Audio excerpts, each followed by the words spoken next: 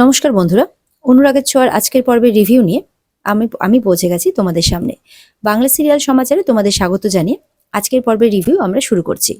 শুরুতে আমরা দেখতে পাচ্ছি অলি তো তার মাকে উল্টোপাল্টা কথা বলে যাচ্ছে। সূর্য তো এবার খুব রেগে গেছে, বলে একদম চুপ, আর একটাও কোনো বাজে কথা বলবে না মায়ের সম্পর্কে। তারপর গাড়িটাকে সিগন্যালে দাঁড় করায়। এরপরে দেখা যাচ্ছে পাশেই দীপা আর সাক্ষ্যদীপ মিলে তাদের দোকানের কিছু জিনিসপত্র গাড়িতে তুলছে। তখন অলি সেটা দেখে বলে, ওই তো দেখো, মা তো বেশ ভালোই আছে, নতুন বন্ধু জুটিয়েছে, সেই বন্ধুর সাথে কিভাবে মেলামেশা করছে দেখো। আর ব্যাস, যাবে কোথায়? সূর্য তো আরো রেগে যায়, বলে জাস্ট শাট আপ।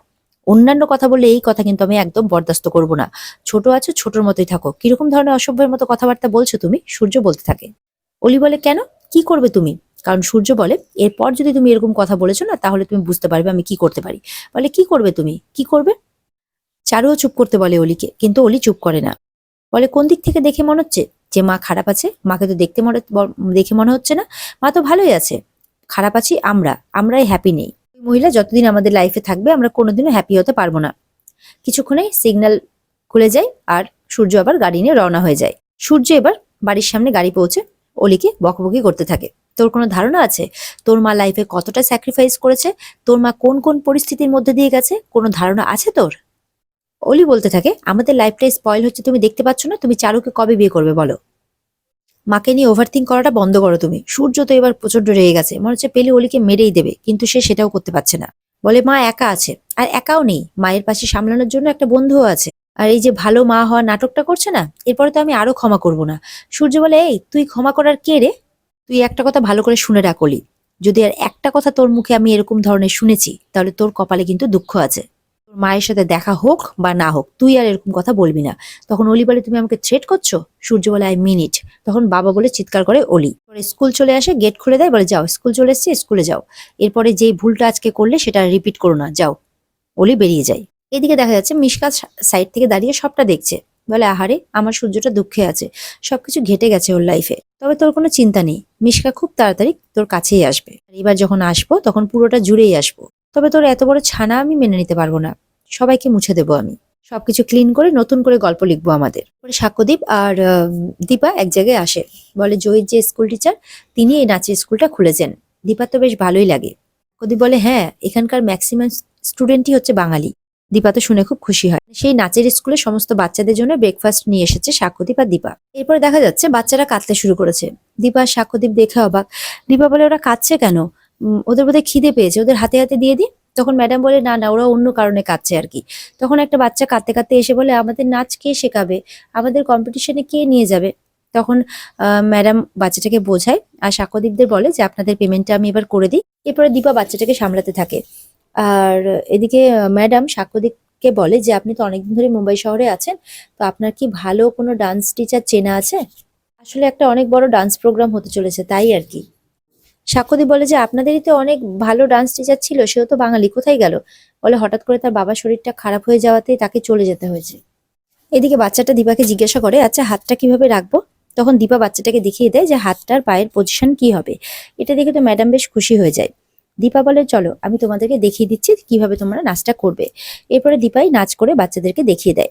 বাচ্চারা তো খুব খুশি, সাথে ম্যাডামও খুব খুশি। আর এদিকে দেখা যাচ্ছে জয়কে কিছু গুন্ডা মিলে পেটাচ্ছে।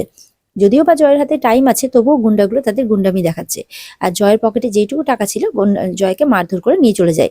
জয় বলে, ওইটুকু টাকা নেবেন না, আমার বউ বাচ্চা আছে, 5 দিন তো সময় আছে। কিন্তু তারা কোনো কথা শুনে না। বলে, কাল থেকে পকেটে বেশি টাকা রাখবি, আজকের জন্য তোর বউ বাচ্চা সেফ। বলে তাকে মেরে চলে যায়। জয় নিচে বসে থেকে যায়। কিছুক্ষণ বাদে একজন এসে তাকে ওঠায়, জয়কে। জয় বলে, ঠিক আছে আমি। তখন জয় দেখে সে আর কেউ নয়, সূর্য। সূর্য বলে, ভাই তোর এই অবস্থা কি করে? গালে দাগ, তুই নিচে পড়ে আছিস কি করে? বলে, না আমি পা পিছলে পড়ে গিয়েছিলাম। বলে, তোর সাথে আমার অনেক কথা আছে, আজকে আমি কথা বলেই ছাড়বো। আর সেই সময় পেছনে চলে আসে চারু। চারুকে দেখে তো জয়ের আবার মুডটা অফ হয়ে যায়। আর এদিকে দেখা যাচ্ছে স্কুলে জয়ী জয়ী আছে আর কি, স্কুলে এক জায়গা থেকে এক জায়গায় হেঁটে যাচ্ছে। তখন অলি জয়ীকে দেখে জয়ী বলে জয়ীর কাছে দৌড়ে আসে। জয়ীকে জড়িয়ে ধরে বলে, আমি তোমাকে খুব মিস করেছি, আমাকে কেউ ভালোবাসে না, তুমি আমার বন্ধু থেকো, তোমার কাছে এলে আমার খুব ভালো লাগে, তুমি আমাকে ছেড়ে যেও না। কিন্তু জয়ী মনে মনে অলির বলা কথাগুলোই ভাবতে থাকে, যে রূপাও মরে গেছে, তার মাও মরে গেছে। ওই জন্য জয়ী একটাও কথা বলে না। এরপরে অলির হাতটা সরিয়ে দেয় মানে জয়ী আর কি। আর বলে যে, কেন কেন তোমার আমার উপরে এত রাগ? বলো, আমরা তো বেস্ট ফ্রেন্ড, কেন রাগ? তখন জয়ী মনে মনে বলতে থাকে যে তোমার জন্য আমার জীবনে সবকিছু শেষ হয়ে গেছে। আমি আমার জীবন থেকে সমস্ত প্রিয় মানুষদের হারিয়েছি শুধুমাত্র তোমার জন্য। তুমি আমার বেস্ট ফ্রেন্ড হও কি করে? হতেই পারে না। অলি বলতে থাকে আমাকে তো কেউ ভালোবাসে না। তখন জয়ী বলে কেন? তোমাকে তো তোমার বাবা মাথায় করে রাখে। তোমাকে সবকিছুকে ভুলে তো তোমাকে নিয়ে আছে। তাহলে কেন? তুমি তোমার জীবনে ভালোবাসার অভাব কেন? তারপরেও তুমি কি করে বলো যে তোমাকে কেউ ভালোবাসে না? অলি আবারও বলে তুমি আমার সাথে এরকম ভাবে কেন কথা বলছো? জয়ী বলে তুমি আমার সাথে কথা বলতে এসো না, আমি খারাপভাবে কথা বলতে চাই না। অলি বলে হঠাৎ করে কি চেঞ্জ হয়ে গেল আমাদের মধ্যে? জয়ী বলে সবকিছু। আমার তোমার সাথে বন্ধুত্ব করাটাই ভুল হয়েছে। অলি তো জয়ীর কথা শুনে অবাক হয়ে যায়।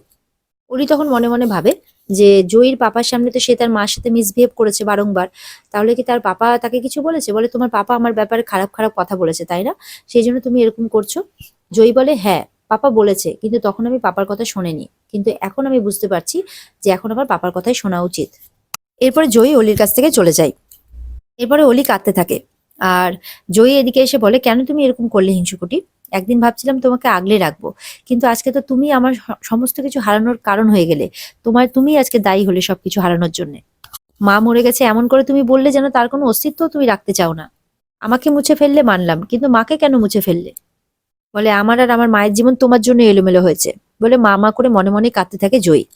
এদিকে তো দীপা কেঁদে ফেলে নাচতে নাচতে। সাক্ষ্যদীপ মনে মনে বলে আমি জানি এই বাচ্চাদের মধ্যে আপনি আপনার হারিয়ে যাওয়া সন্তানকে আর আপনার পুরনো স্মৃতিগুলোকে ফিরে পেয়েছেন। আপনি আমার মেয়ের জন্য অনেক কিছু করেছেন, তাই অভিভাবক হিসেবে আমি চাই যে আপনি খুব তাড়াতাড়ি আপনার মেয়েদের ফিরে পান। এরপরে তো দীপাকে বাচ্চারা খুব পছন্দ করে, বলে যে তুমি খুব ভালো। দীপা বলে আচ্ছা ঠিক আছে, তোমরা এরপরে ভালো মতোই নাচ করতে পারবে, চলো আগে খেয়ে নাও। এরপরে দীপা সবাইকে খাবার দেওয়ার জন্য বলে, ওখানকার ম্যাডাম তাই করে। এরপরে ম্যাডাম বলে আপনি যে কি করেছেন আপনি বুঝতেও পারছেন না, আপনি আমার বাচ্চাদের নাচ শেখাবেন? বলে আপনি আমাকে টিচার হিসেবে রাখবেন তাই তো? সপ্তাহে 3 দিন তাই তো? বলে হ্যাঁ। বলে সকালবেলা? আপনার তো সকালে তাই তো? কারণ আমাদের রেস্টুরেন্টে তো 9টায় ঢুকতে হয়, 11টার সময় ওপেন হয়। তো সকালে আমি পারবো, প্রতিদিন হলেও আমি পারবো। আপনি আমাকে টাকা দেবেন তো? এটা শুনে তো সাক্ষ্যদীপ আর সেই ম্যাডাম অবাক হয়ে যায়। তখন ম্যাডাম বলে যে দীপা বলে আমি একটা নাচের কম্পিটিশনে ফার্স্টও হয়েছি। তখন ম্যাডাম বলে যে আপনি তো দেখছি যে শেখানোর চাইতে টাকাতে বেশি ইন্টারেস্ট আপনার। আসলে এখানে তো সবাই এমনি ধরনের শিখতে আসে। তো দীপা বলে আসলে আমাকে ক্ষমা করবেন। আসলে স্যারের মেয়ের অপারেশনটা হয়ে গেলে আমি আর কোনো টাকা নেব না, আমি বিনা পয়সায় শিখিয়ে দিয়ে যাব। কিন্তু তার আগে আপনি টাকা দেবেন তো?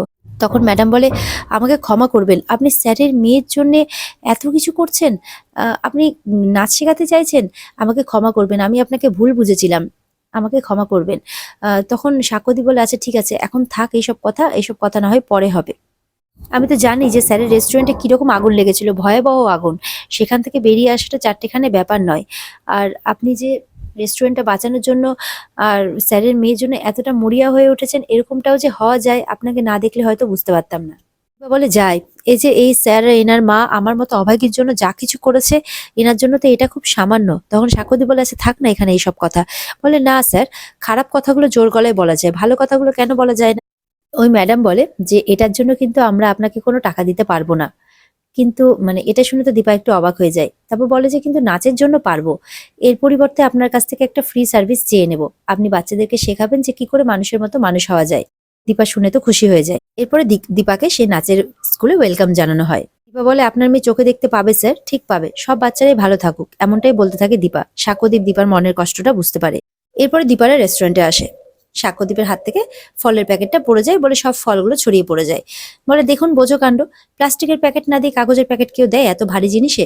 বলে প্লাস্টিকের থেকে কাগজের প্যাকেট অনেক সেফ স্যার, তার মধ্যে আপনি তো অনেক ভারী জিনিস নিয়ে ফেলেছেন। বলে হ্যাঁ, তো প্যাকেটটা তো সেইভাবেই দিতে হতো না? তখন দীপা সবটা তুলতে থাকে হাতে হাতে, তখন সাক্ষ্যদীপও তুলতে থাকে। এরপরে যখন দীপা তুলছে ফলগুলো, তখন দীপার সামনে শাড়ি পরে কেউ একজন আসে। সেই ভদ্রমহিলা আর কেউ নয়, দীপার কাকিয়া, মানে কাকি শাশুড়ি, জয়ের, সূর্যর সবার কাকিয়া। যেই কাকিয়া দীপাকে অপমান করতে এতটুকুটাও পিছু পা হয়নি, সেই কাকিয়া এসেছে আজকে দীপার কাছে।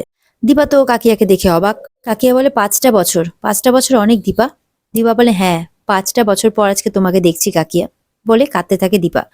এদিকে তখন কাকাইও আসে, বলে আমিও আছি দীপা। আর শুধু কাকাই অব্দি থেমে নেই, দীপার মাও এসেছে। দীপার মা বলে আমি বলতে চাইনি ঠিকানা, ওরা এমন জোর করলো। কাকাই তখন বলে দেখা তো আমাদের হতোই দীপা, কতদিন তুমি আমাদেরকে ছেড়ে দূরে থাকতে বলো তো? ভালোবাসার সম্পর্কের একটা টান তো থাকবেই তাই না? মা তখন বলে যে এমন করে তাকিয়ে থাকবি, আমার কাছে আসবি না। দীপা তখন দৌড়ে গিয়ে মাকে জড়িয়ে ধরে আর কাঁদতে থাকে। সাক্ষ্যদীপও মনে মনে একটু খুশি হয় যে উনি ওনার মাকে কাছে পেয়েছেন। কাকে কিন্তু চুপ করে সবটা দেখছে। আর এখানে আজকের পর্ব শেষ হয়ে যায়। তো বন্ধুরা, এই ছিল আজকের পর্বের রিভিউ। যদি তোমাদের ভালো লেগে থাকে তাহলে অবশ্যই পর্বকে লাইক, কমেন্ট আর চ্যানেলকে সাবস্ক্রাইব করে দেবে। আর এই পর্বের বিস্তারিত দেখতে অবশ্যই স্টার জলসার পর্দায় তোমরা নজর রাখবে। তাহলে দেখা হচ্ছে আগামীকালকে। ততক্ষণ সবাই ভালো থেকো। টাটা।